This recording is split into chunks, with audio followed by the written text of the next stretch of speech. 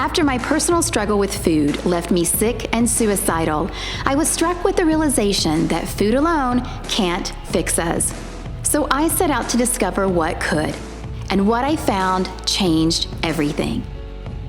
After coaching thousands of clients and interviewing the world's leading experts, I realized it was time to start a bigger conversation. What are you really hungry for? It's great. Ooh, good one. What am I really hungry for? I love that question. It's time to discover what you're really hungry for.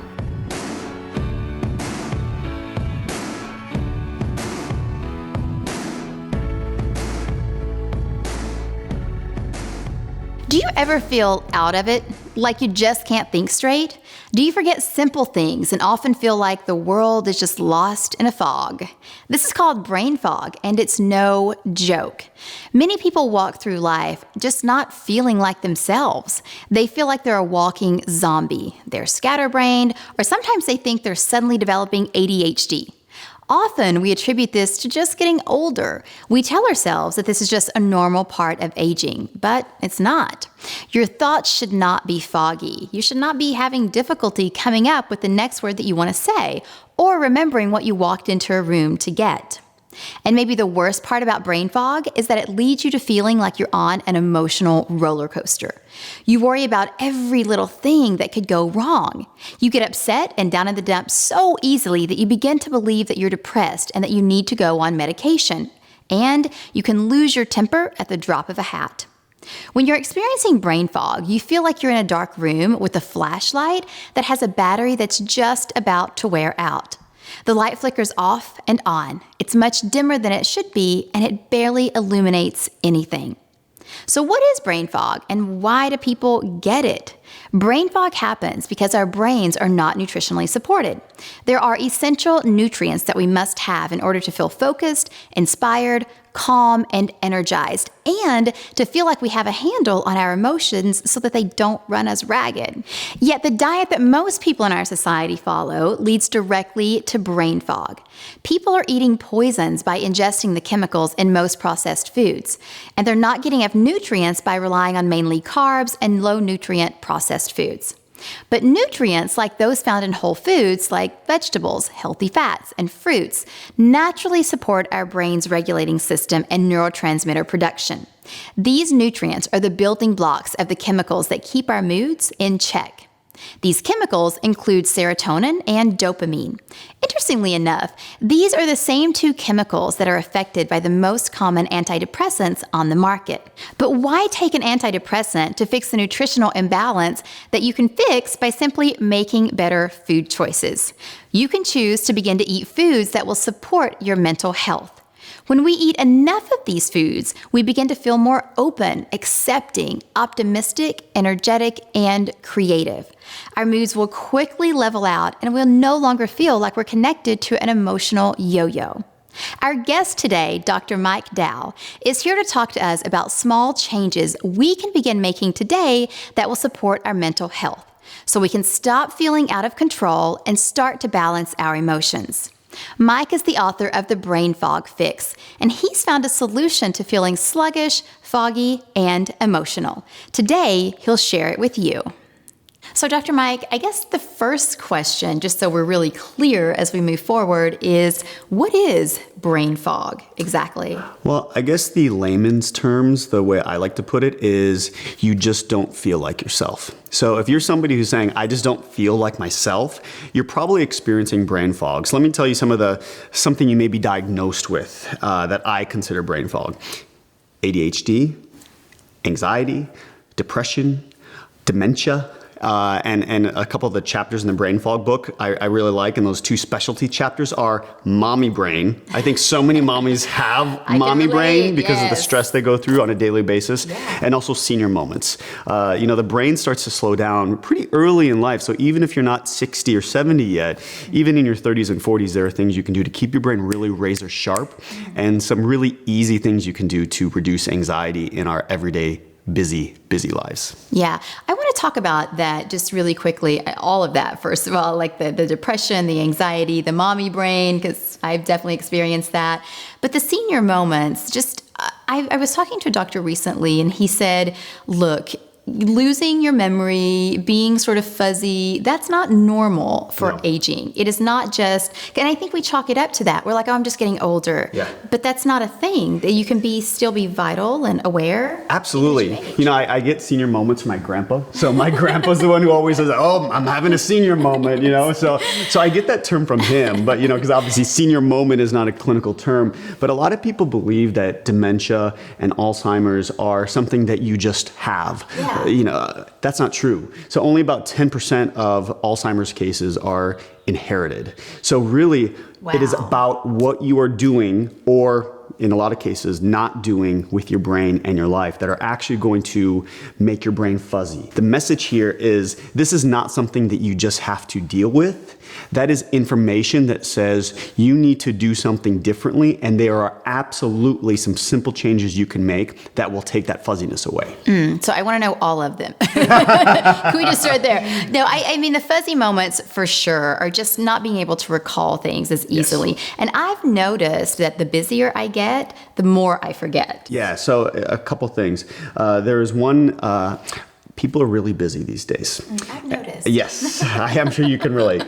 And I didn't want to give people I want you to meditate for 2 hours every single day, because while it would be fantastic if you did, I just don't think that is sustainable for most people.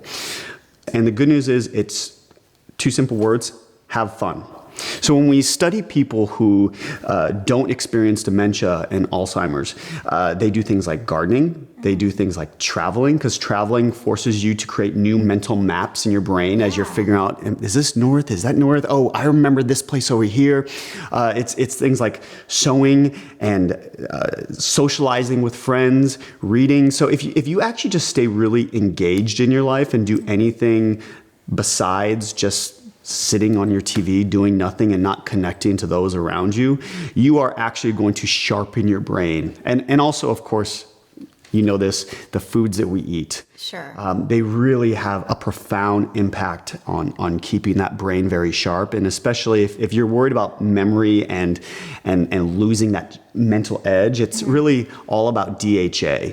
So, those 2 forms of omega-3s that your body and most importantly your brain uses, EPA versus DHA.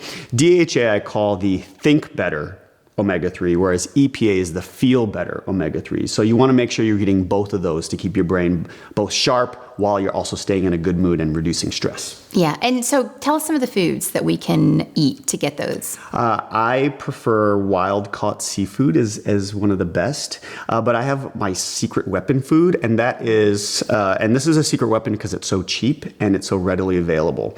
Most seafood has a little bit more DHA than EPA, but some will have more EPA, but it doesn't really matter because both are so good for your brain. And farm-raised rainbow trout actually is all 3 of those. Really? So if you are at a restaurant and there is rainbow trout, feel free to order it, and it doesn't have to be wild caught, and you can get it at the supermarket for a fraction of the price of wild salmon, and it still has tons of omega-3s. That's amazing. Yeah, I had no idea. So if you're eating a lot of ALA in the form of walnuts and flax seeds, your body is going to convert a lot of that into EPA, which is great because you're going to reduce stress, it's going to relieve anxiety, it's going to prevent depression.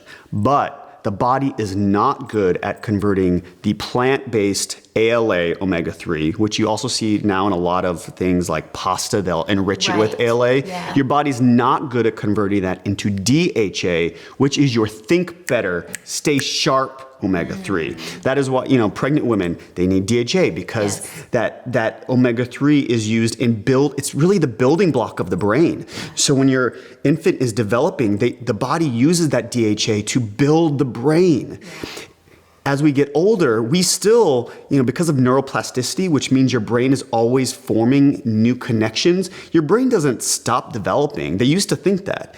But we need to keep that DHA so your body has the, sort of like the Play-Doh, so your brain can, while you're giving it some great information by traveling and gardening and picking those roses, your brain has the building blocks. So for vegetarians, you can get that DHA from a plant-based algae supplement. So you've talked about depression, anxiety. I want to talk about that because I mean, there's so many people who suffer from that on a daily basis, and I have as well. How is that related to brain fog? Like, what's the connection between the two? That's a great question. So brain fog, anxiety, and depression go hand in hand. It's sort of a domino effect. So one will sort of affect the other. When we see people diagnosed with dementia, they'll frequently have anxiety and depression. Wow. But also people who have anxiety, depression will often have brain fog and later dementia. Wow. And so, I mean, the typical route for this is you take an antidepressant, right? You take some sort of medication. Yes. But is it possible, because, I mean, your book is amazing, is it possible if we're eating the foods, if we're doing that amazing meditation, and a ton of the other things that you outline, can we avoid medication? Fish oils, EPA, just as effective in treating major depressive disorder. EPA, fish oil, very effective in reducing both inflammation and anxiety in the brain. And you're talking about, are there natural ways? Yeah. So I talk about these two main neurotransmitters in my book, serotonin and dopamine. Serotonin being that neurotransmitter, that hormone that makes you feel happy and sedate. It's the peaceful one. Dopamine being the one that amps you up, the sort of energetic. I'm always searching for that new reward, caffeine, sort of caffeine-driven high. So when we look at these two chemicals, and by the way, most antidepressants, for example, Wellbutrin will raise dopamine. Most of the other antidepressants that are SSRIs or SNRIs like Prozac, Paxil, Zoloft, Lexapro are going to raise serotonin. So for example, serotonin, there are precursors and there are amino acids that you need to make serotonin in the brain, which is made mostly not in your brain, but in your gut. Right. So you take tryptophan, and you also need other things in your diet like folate, B vitamins, and that helps your body to convert that to serotonin. Your body also needs to eat a lot of tyrosine, which you're going to find in eggs, for example. Your body is then going to take all these cofactors, the things your body needs to convert that tyrosine in your diet into dopamine. Talk more about the diet changes, because this is huge, and I'm super passionate about nutrition. So and that's what you, you're eating. Cynthia. Yes. So, but what else? What are your top, 5 or 6 foods? Yeah, so I would say number one in the Brain Fog Fix, I talk about having one omega-3 superfood per day. So that is the secret weapon, rainbow trout, or for vegetarians, walnuts or flaxseed. The other amazing superfood for the brain is turmeric.